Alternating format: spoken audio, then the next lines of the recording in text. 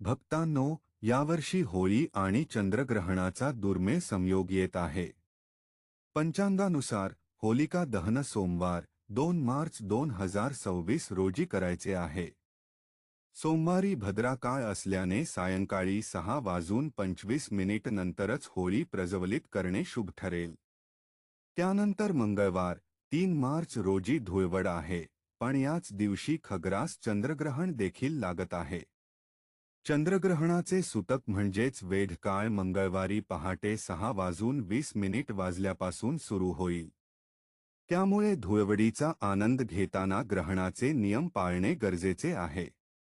ग्रहण दुपारी 2:40 संपेल, तोपर्यंत रंगांची उधळण किंवा शुभ कार्ये टाळलेली बरी. विशेषतः ग्रहण काळात जेवण करणे किंवा झोपणे टाळावे. ग्रहण संपल्यानंतर स्नान करूनच धूलिवंदन